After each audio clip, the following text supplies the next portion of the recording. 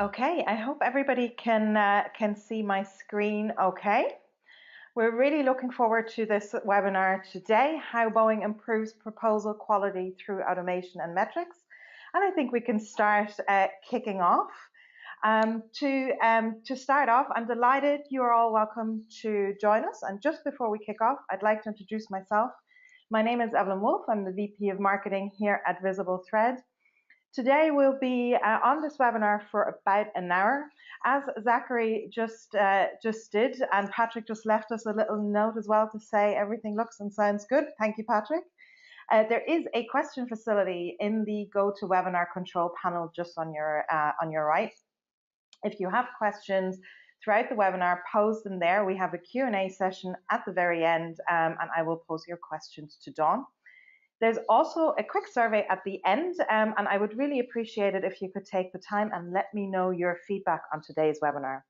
Finally, as we mentioned already, we will be sharing out the recording and the slides with you by about mid next week.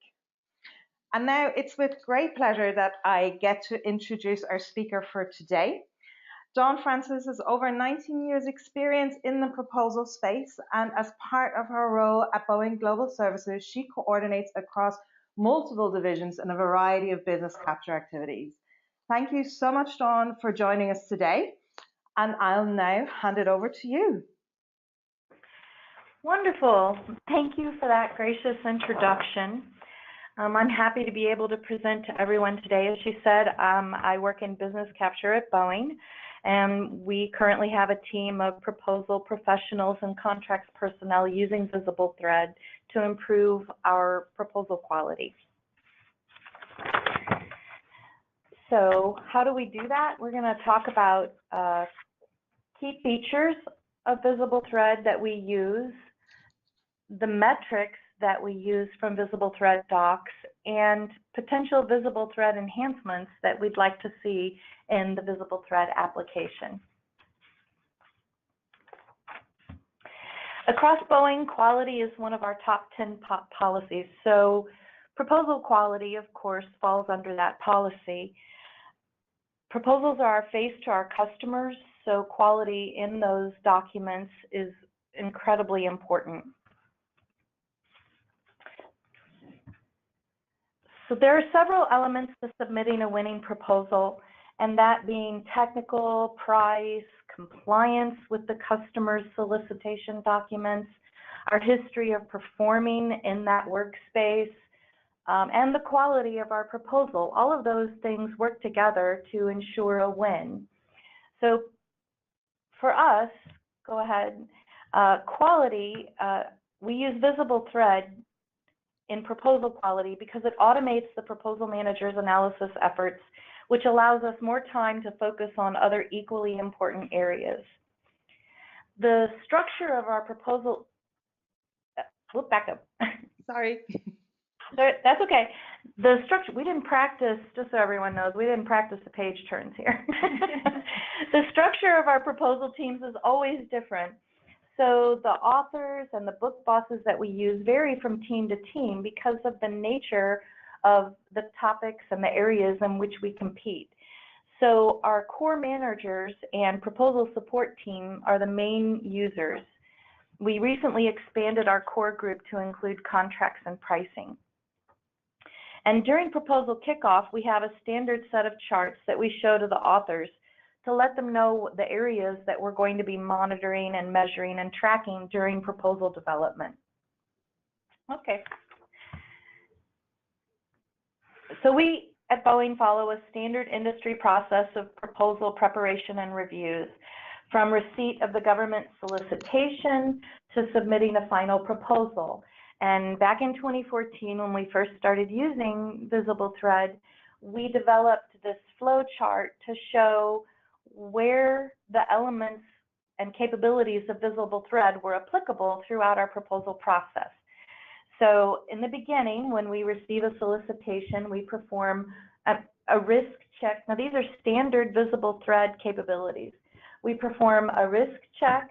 We start developing a compliance matrix. We start preparing to use acronyms. So we would run the acronym function on the customer solicitation documents to prepare a master acronym list for the proposal team's reference. That is helpful because then we're mirroring the same acronyms that the customer is using and not introducing terms that they're not using. During the planning stage, we identify themes and develop a concept dictionary for each proposal for later usage to ensure the themes are appropriately captured in our proposal documents. Then during writing, we use the readability and quality functions to assess the quality of our writing in the draft and then throughout until we have a final proposal. This also shows where we have an early review, a pink, what I'm going to call a pink team, and then a red team, which is a review of the draft, and then a gold team, which is our final review before we actually submit a final proposal. Again, it's an industry standard process. Okay. So how do we customize readability for Boeing proposals? This is a bit of an eye chart, but we follow the Fleisch algorithm for readability. If you're not familiar with that algorithm, the calculations consider total words, total sentences, total syllables, and does some fancy math stuff, which is not my strong point. So then you end up with a readability score. So think about the elements, words, sentences, syllables, all of those go into making up readability. Then on the left is a chart that shows those scores from 0 to 100. 0 being the most difficult to understand and 100 being the easiest to understand. For instance, my example that I always use on readability is 100. Actually, Dr. Seuss's One Fish, Two Fish, Red Fish, Blue Fish, a childhood book, actually has a score of 109 on readability, so it's really easy to understand. Reader's Digest and the mainstream media fall somewhere between 60 and 70, and those are easily understood by 13 to 15-year-old students. It's very plain English, and it's just readable by the average reader. So when you get between 0 and 60, now you're looking at high school graduates, post-high school, some college, then on to university graduates and PhDs, and I don't know, people with multiple degrees that can read zeros. Here at Boeing, we discovered that most of our proposals, because of the technical nature, are directed at high school graduates and university undergrads or graduates. So that would be our audience. And we use a lot of technical words that have multiple syllables: manufacturer, maintainability, organizational. This automatically lowers our readability score using that algorithm. Again, that's math. But, so while we'd like to achieve readability in the range of 60 to 70, just the nature of the topics and the complexity of work in the aerospace industry means that we can probably expect it to be between 30 and 60. So we set that little gold bracket is basically where we think our audience is going to be. We want to be somewhere between 30 and 60. And then we set our thresholds in the readability tool. Under settings, there's an ability to change the thresholds that are standard in VisibleThread docs. So we set readability at 35 plus would be green, 25 to 35 would be yellow, and 0 to 25 is red, meaning we probably need to do a little bit of improvement. Currently, these thresholds, these thresholds are set for our entire instance of VisibleThread, because we have one sandbox, as VisibleThread calls it, for multiple business units, and we have a lot of different proposals in the same sandbox. We opted not to use the whitelisting capability that's within VisibleThread because it sets word exceptions for everything in the sandbox. So for instance, if on one proposal I decide to whitelist the word organizational to change where my readability falls, maybe that's not the right thing to do for another proposal because it uses organizational. So right now, we're not using that functionality in our one sandbox. But now that we've set our thresholds, what does that do for us? Next. The thresholds then play a role in the reports that we receive in VisibleThread. Why are these reports important? I'll just tell a little story here. When you're an editor or a proposal reviewer and you're working with highly technical subject matter experts and you're providing feedback on the content of their section, you can get a little bit of pushback. And I know this is not open to audio interaction, but probably most of us have experienced that kind of pushback with things like, well, my mother was a college professor and I was raised to write properly. And our job as proposal managers is to understand that you're a subject matter expert, but my job is to make sure that this proposal is easy to read and easy to evaluate. So what VisibleThread reports do is provide us objective rather than subjective feedback to be able to provide authors and subject matter experts the objective evidence that we need to improve readability rather than it being, let's say, my personal opinion of how well you write. And this evidence is used to improve our proposal quality. So readability metrics are available in several different ways, all of which are highly useful and can be used in different ways. So I'm going to go through the 3 ways that we use those metrics options and how we present them to teams and how we use the information in the metrics reports. First is at the folder level. So you can get readability metrics on everything within a folder. Second is at the document level, which provides a beautiful readability color score that's pretty instant. That one's on the Declaration of Independence. And it's kind of red and yellow, so it makes it a little more difficult to read than, let's say, 1 fish, 2 fish, red fish, blue fish. And then 3, at the home level, you can get metrics on readability on every document in the entire VisibleThread sandbox. So next, I'm going to explore all 3 of those. So at the folder level, it shows the scores of all the documents in a folder at a glance. So here again, I can see everything in my folder. I can quickly scan and see long sentences, passive language, the average sentence length. I'm going to call those the elements of readability, because when those 3 areas trend down, readability goes up. And we can see that, well, right now I know immediately that the Declaration of Independence needs some work with long sentences, having a 43.75% long sentences. Definitely falls within the red area of our thresholds here.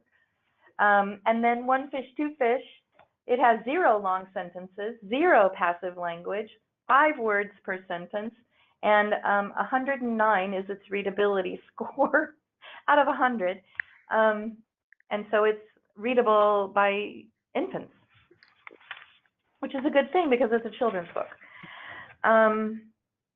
Okay.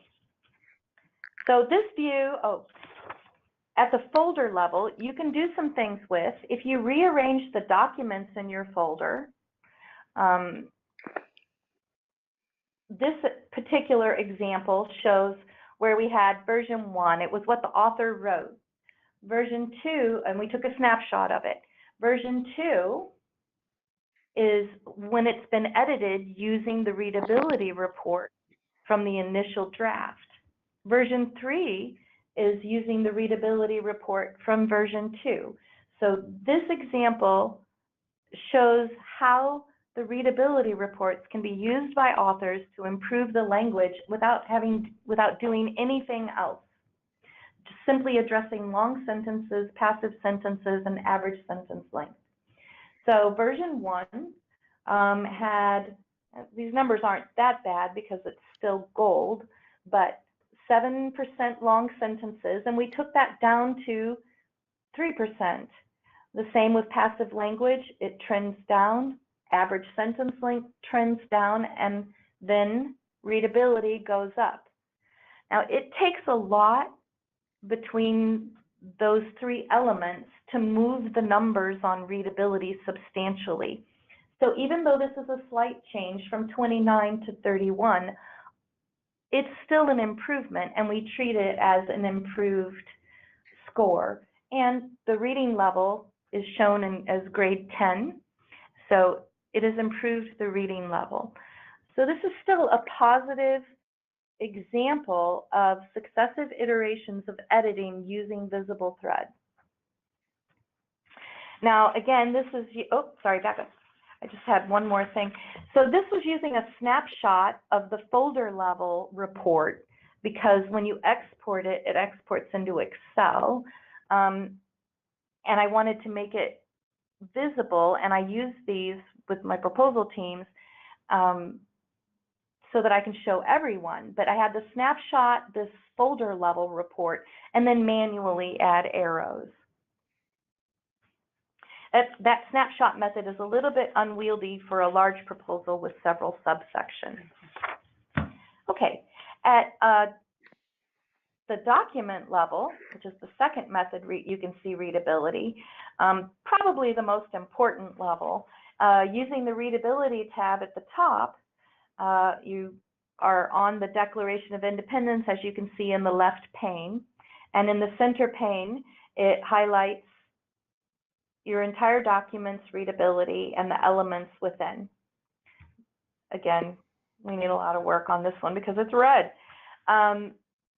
For this, you can export the export buttons at the top level in the display and make a PDF from that document level report, and you can share that PDF with the author or the editor. And you can see at the bottom, it's just a snapshot where the language in the Declaration of Independence, in the content, it highlights blue for long sentences. It's very easy. It does this for the whole document, very easy to hand an author or an editor. And if I export this as a PDF, I get a high resolution display of those readability stats. Okay. So when I snapshot the readability stats from each document in a proposal, then we can build a manual status chart. As you can see how this proposal is stacking up readability-wise, I know that instantly Volume 2 needs special attention. And not only do I know, but if this is used in a stand-up meeting, the entire team knows as well. So then after sharing the status, I provide the individual readability PDF to each author or editor with that coaching that's in that report and proposal manager coaching so that we can improve the quality of their section. This says it's a preliminary score. So if this report is helpful in the early stages, how do we use this report as the proposal progresses? Next. I continue to use this method to status the readability. As we're progressing through the proposal, again, we try to focus on trends and not get hung up on that readability number. And again, we have different authors for various sections. So as the sections mature, they're rolled up into the final volumes and they produce a volume score. In this example, again, this is another real example. It's one of our actual proposals and how we use the information provided by VisibleThread to improve the quality. But volume 2 shows it needs some improvement from, or it had some improvement from draft to intermediate, which might be at red team. And then from intermediate to the final version, when it was rolled into one volume, it's showing more improvement. In volume 3, we have yellow scores in the draft version, and we have red in intermediate. As a proposal manager, what happened? Well, I know that the draft version had a lot of gaps in it. So those were filled, but now it's time to refocus on readability at the intermediate stage to make sure that the quality is better by the time we have a final document. Again, these are snapshotting each PDF for each section as we go through the stages. And I'm not showing all the intermediate work that was done, but the snapshot scores were shown to the proposal team regularly. And then at the end, we had this beautiful, clear picture of what actually happened in the sections. It seems like a lot of steps to go through, but because our authors don't always work on proposals on a regular basis, it's a proposal manager's job to provide a clear picture of their document status so that it helps us improve our proposal quality. Okay.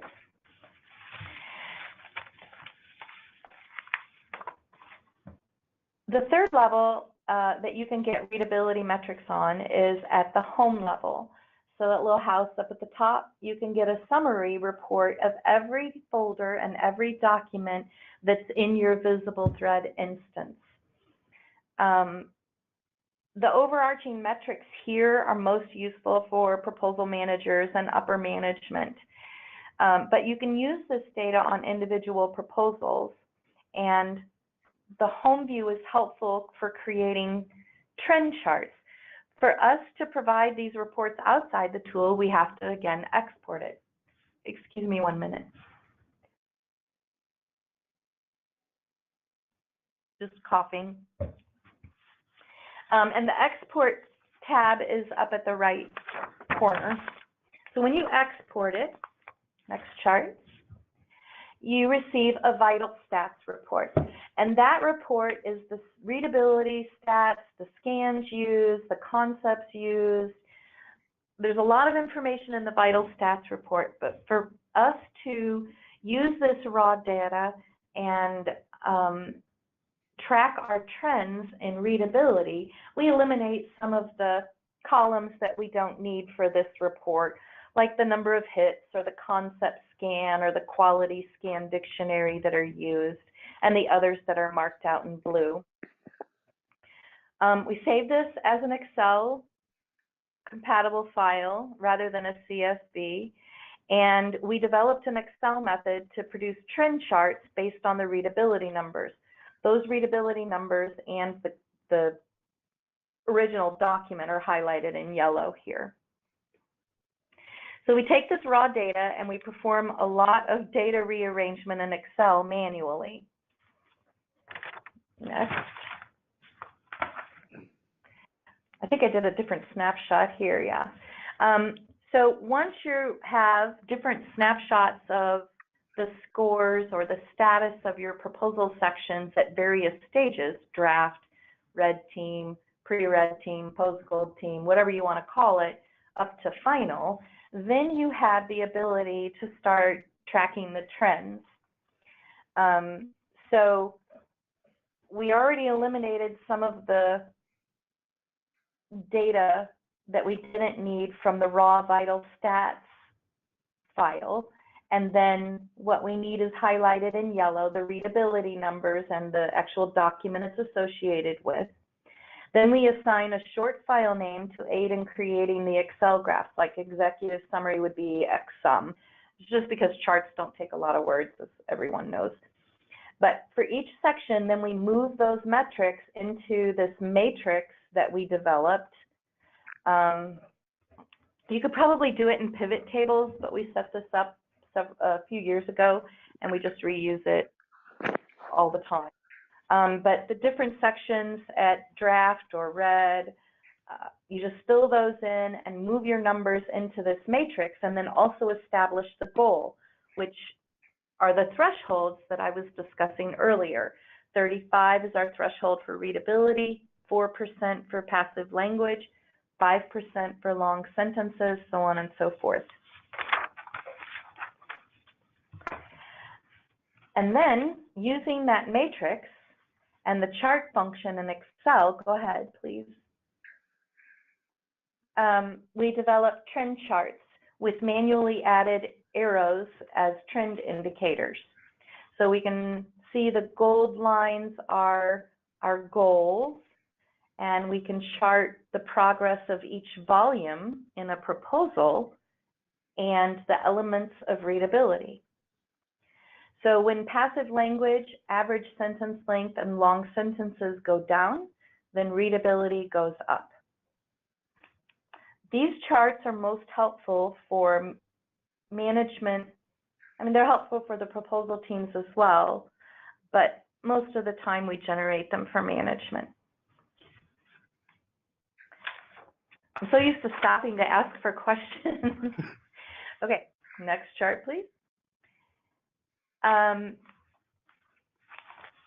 If you wanted to make trend metrics for several proposals, this is an eye chart, you do not have to read it. There are 9 proposals displayed here, and each one has an average of all the content of it in a gray line, and that's across all the readability elements at a red team, a revision, and final.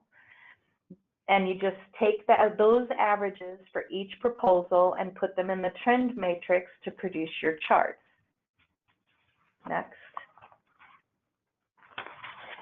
And so this is looking across 9 proposals, and they're charted with different line colors.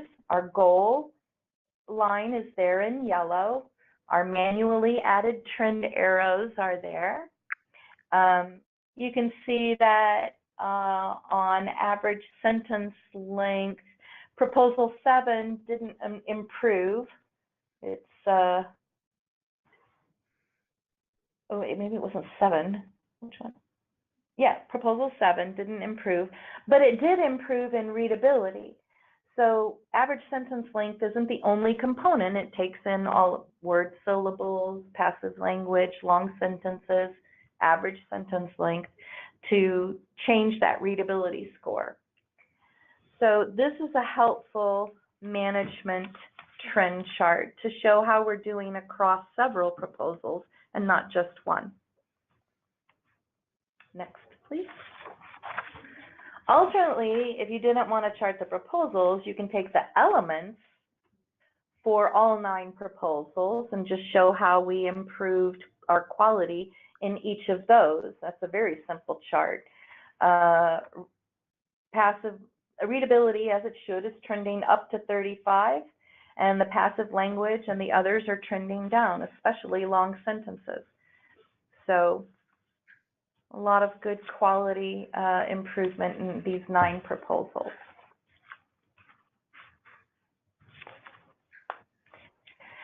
Other metrics that are available in VisibleThread are called quality analysis, and those use a lot of dictionaries. And I'm not here to talk about dictionaries today, but one standard one that comes with the tool is the proposal review scan.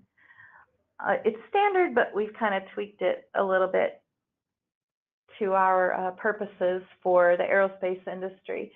But on this document, in the left picture, it shows I'm looking at the mechanical properties of wood. I had to find open source documents, and that one's very technical. So it kind of mirrors the complexity of proposals that we write. But the quality scan looks for things that damage our credibility, things that impact our deliverability. What are we claiming we can deliver? Things that impact our liability and contract risk, and cliches that affect our professionalism. So the whole proposal review scan is set up to look at those 4 areas, and it looks by word in the dictionary. So on this example, it shows cliches only, etc., i.e., completion, discontinue. Do we want to say we're going to discontinue anything? Not really sure about that. This one, in credibility, you can see that it found 2 instances of breadth and depth and 1 instance of we hope. And when you hover over those words, it gives you a hint for how you can address that flagged word. So for breadth and depth, you want to be cautious in its use. You want to make sure you have evidence in your proposal. You want to support it. Otherwise, it comes across as marketing boilerplate and remove it. That's the hint. We hope, that's like saying you intend to, but we're not sure we're able to. So that kills your credibility. So those hints are available for all of the words in the dictionary. And you can get metrics at a couple of different levels. Again, using the export button at the top level, you can export the top grid, which shows you credibility 143 times, May 129, and then the bottom grid, go ahead please, which gives you all of the data on that document, including the content where the words breadth and depth were found. So you can look at that sentence. You've got your category, which is credibility. You've got the term breadth and depth and how to fix it. So when you look at the content, you say, oh, this is a document called The Mechanical Properties of Wood. And what it says is it's directly proportional to the cube of the span for beams of the same breadth and depth. Now, for this document, that's appropriate. So I may take that report and give it to an author or an editor, and they can determine if the flagged word is appropriate or not. In this instance, we're going to have to ignore it. But in another instance, when you're talking about the breadth and depth of our experience, that doesn't mean anything unless you substantiate it with proof. The top grid exports the metrics into a CSV arranged by topic with the number of occurrences, and that's where we find the basis for our metrics. The numerical count there allows me to develop trend charts for the proposal. Next, please. Developing trends, here we take those numbers and go ahead. World for cliches and professionalism, next. Okay, we made a matrix that helps us count the instances of cliches and professionalism. So early in the proposal, pre-read review, I have 34 instances, and I've now mitigated that down to 15. Now, wait a minute, at final it went up to 58. How'd that happen? So I can track my proposal when I take those metrics and put it into a trend chart. Now this isn't a pretty chart, but it's the quickest way to count the impact of these quality words. And I can tell you that on this one, how come my cliches went up? We had the program manager come in and sprinkle some marketing terms throughout the proposal. And I had available to me the objective measurement of the effect of this and also the objective guidance to provide the solution to fixing it. So this is another metric that's just available that helps us to continue to improve the quality of our proposals. Yeah, every single number there went up, which was bad and has a red bad arrow. Okay, so now that we've gone through the metrics, you can see that the time savings using VisibleThread to create the standard functions that it does, the starter compliance matrix, the concept tracking for themes, the document compares, the readability reports, the quality reports, the acronym reports. There's a 15% savings in total hours on every proposal. And then in addition, we get those metrics from the tool that help us guide the quality improvements in each proposal. Okay. But it's more than just time savings. For proposal managers, this trend data is a valuable tool. And then we also use these trends from this raw data to substantiate our continued usage and the yearly license renewal to senior management. Okay. So why have I focused on metrics and trends? Well, it turns out that they impact our wish for or desire for some potential VisibleThread enhancements.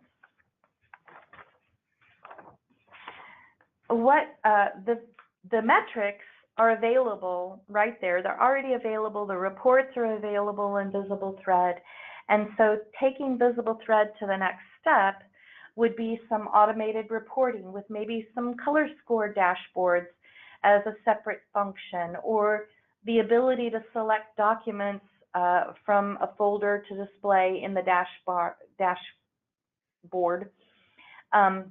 Also allowing for 1 to 4 scores in the revision cycle as you go through what was it before, how much have I improved it. Another automated report would be a trend analysis for readability metrics, again with those different considerations for the document revision cycle, or trend analysis reports for quality metrics. In addition, we'd like the ability to modify the whitelist functionality. Right now, if we were able to use the whitelist as a dictionary that had an on-off for each folder, rather than affecting the whole sandbox, that would probably be helpful, because not all documents in the sandbox are the same, or have the same customers, have the same intent, cover the same topics. So with these words of our wish list of suggested improvements and a way to take VisibleThread to the next level, we have a visual concept of that dashboard.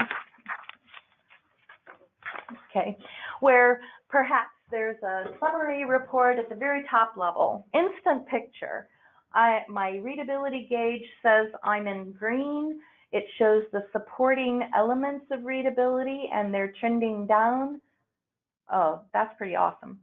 Maybe it needs to be readability on its own dashboard. I don't know, a readability dashboard, a readability trend, a quality dashboard, a quality trend.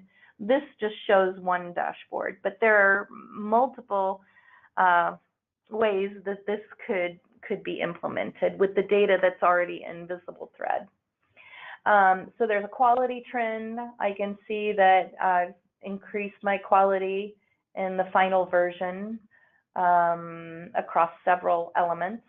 And then I can also see that my most recent version of proposal documents is now a lot better than it was in my current version. So it's just a simplified way of looking at the data that we get out of VisibleThread and making it in a reportable content so that there's a dashboard where it's easy to see what's going on with the proposal, and also easy to convey to senior management. And that was just our brainstorm. And we really appreciate it, Dawn. As with kind of all our customers and all our users, we always appreciate the suggestions. I know the guys are already looking into whitelisting a little bit more, and in terms of getting that oversight, that is also something that we're actually working on. And I know you've managed to actually speak to our CEO Fergal about it a little bit as well. So I suppose on your suggestions, thank you, and we're on them. Thank you. Great. Well, Dawn, that was very practical. I really enjoyed listening to you, and the questions have been piling up here. So let me dive right in. The first question we have is in relation to the Flesch readability score, and it goes, does Boeing adjust the Flesch readability score to match the relative complexity simplicity of the RFP? No.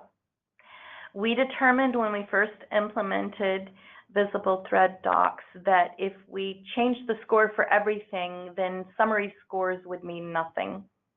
So everybody's held to the same readability standard.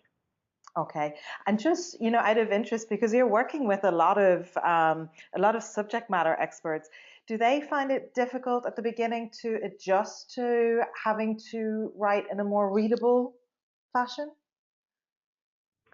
Yes, they do find it difficult in the beginning, but using an example and showing that as a proposal manager, we're going to be tracking your average sentence length, your use of passive voice, your use of long sentences, and those are going to translate into a readability score.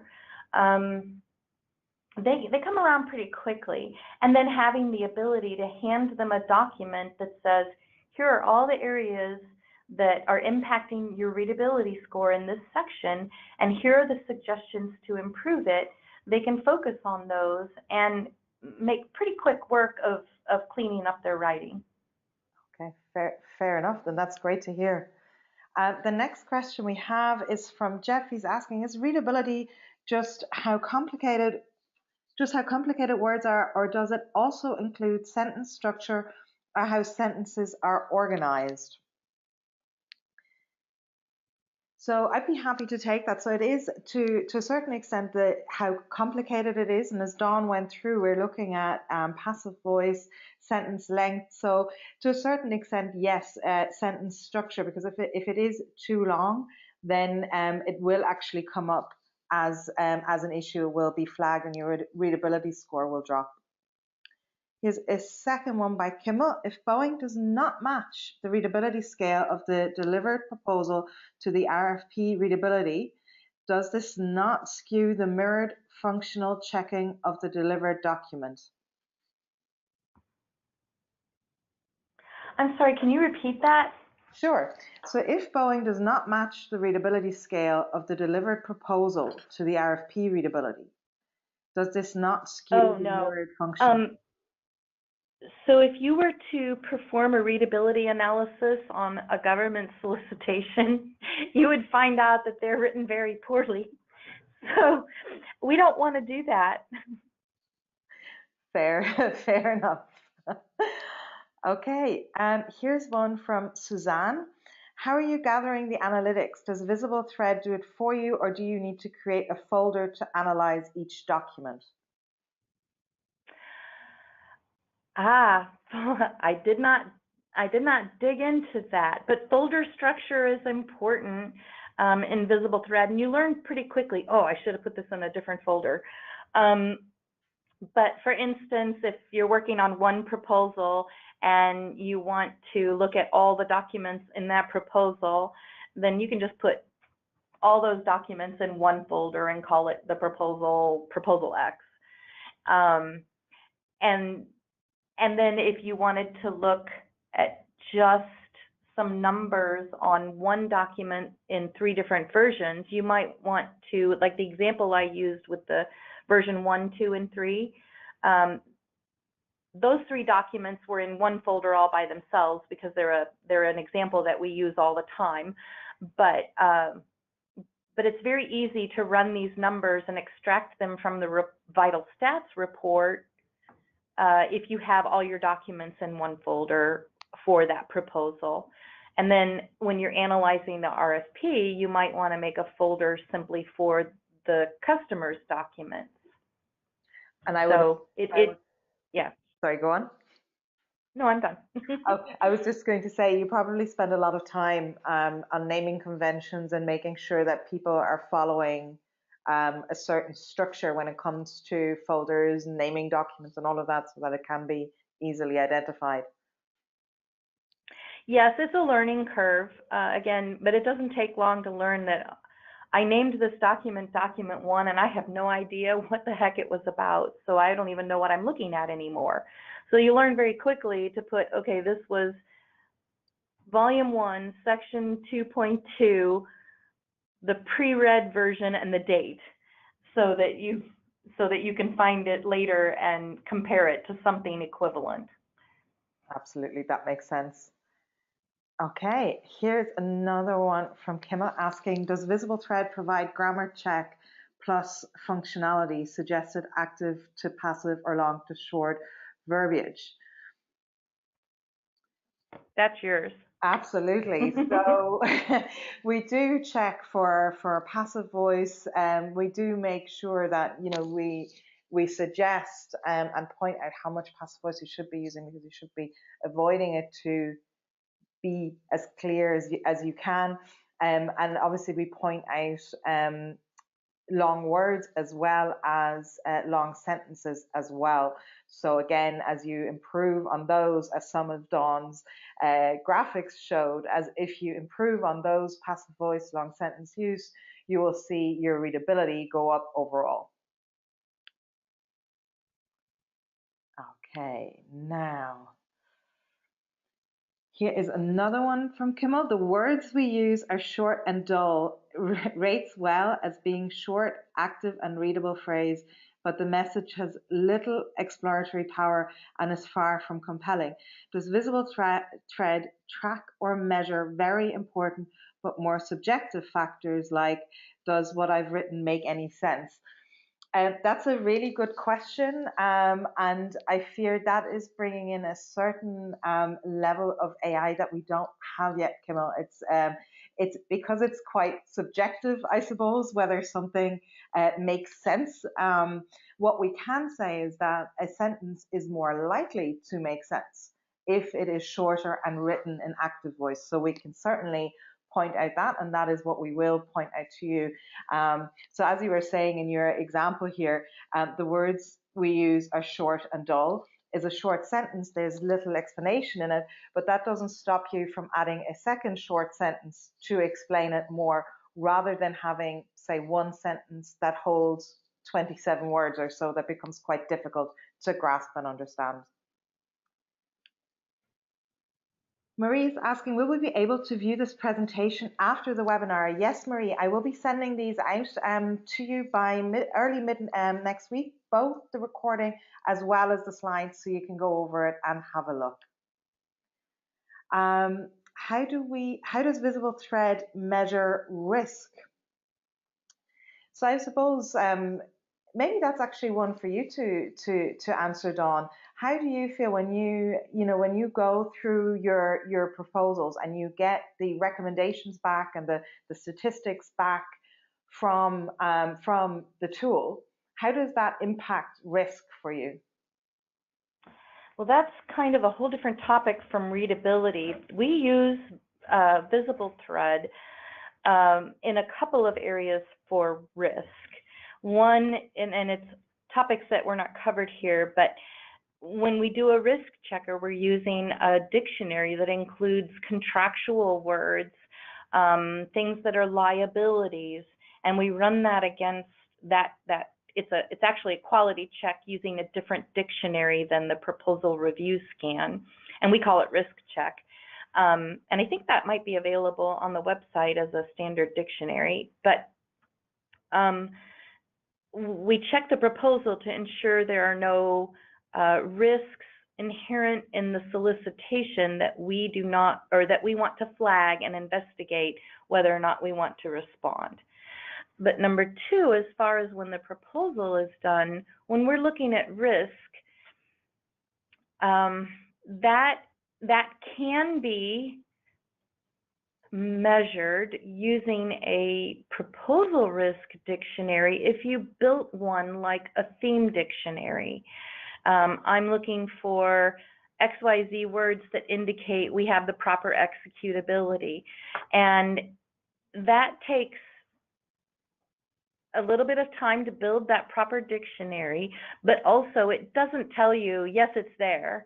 You have to you have to let it flag the words for you, and then you have to look at that sentence or group of sentences and say, have I conveyed what I intend to convey here?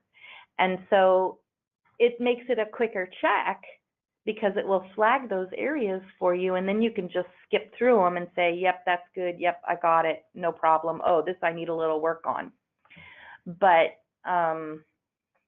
it doesn't remove the human brain from analyzing, is there risk in this proposal? Okay. It saves the human brain time in doing it. Yes, that's fair enough. The next question is around credibility, and I think that kind of fits with risk again as well. It's quite similar. If you work with the dictionaries, as Dawn has just described, you can have certain watchwords to be sure that you are as credible as you can be. And again, we're not fully removing the human element of it. Jeff is asking, what is our pricing model? So that I would refer to our sales team, Jeff, and I'll share an email address with you shortly. And I would say reach out to them and they will walk you through that. Then Tony is asking, do you think that the tool helps you with productivity? And if so, any idea how much? Yeah, about 15%. It's hours saved in manual tasks. Running the acronym report, I do have an example of that. Once got a question from the customer of all things about an acronym list. Check the acronym list, did a quick, 2 minutes? It's less than a minute, I think, to run an acronym check on a document. Compared that to what we submitted and said, oh yeah, there's some issues here, and it took 12 minutes for me to fix that problem. I mean, it was so easy. And the document compare, when we received successive iterations of the RFP, when Fergal first showed me before it was rolled out to people, I got a little sneak preview of the document compare function. And what it does is it takes a draft RFP to a final RFP and it runs a compare on the document, gives you an Excel report that shows the words that were changed, whether it was changed or it stays the same, and it's in a side-by-side comparison in Excel. All I could say to him was, oh my God, I've been doing that by hand. So the time savings is substantial. Okay. Then we have the next question from Joe. The question keep rolling in, Dawn. I'm literally going to pose as many to you as I can before the hour is up. So Joe's question was, do you run the same analysis on pricing narratives, or do the amount of numbers, charts, and or technical accounting jargon usually contained in these documents not work well for this same analysis? Well, part of making a document more readable is to reduce the amount of jargon. So we do use the same analysis on price narrative that we do for technical narrative. So we do have proposals that are simply pricing exercises, and it's a bunch of spreadsheets, and that's not what VisibleThread does. So I would say yes, we use the same analysis, and that makes everybody's writing equivalent. Great. Okay. Then let's go. We have a lovely thank you from Timothy for the great presentation, and he's asking, can you briefly address how VisibleThread helps in other areas of efficiency, author effort, reuse of content, document management, etc.? So I suppose author effort you've just actually spoken about, because of the time savings that are achieved. I think it's fair to say that the effort authors will actually have to put in reduces.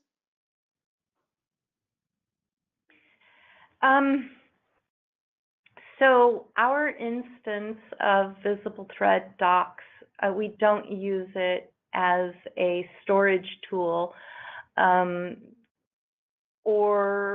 but it does make it easier to find content to be able to reuse, because you can use the, now I'm going to forget what it's called, the Discovery tab, to type a word in and say, have I written about this before?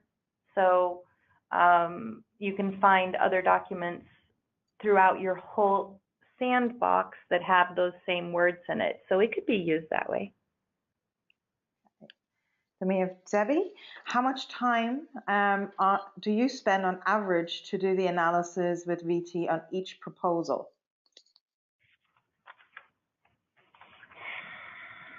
Oh my goodness. So knowing that we don't always use every function every time,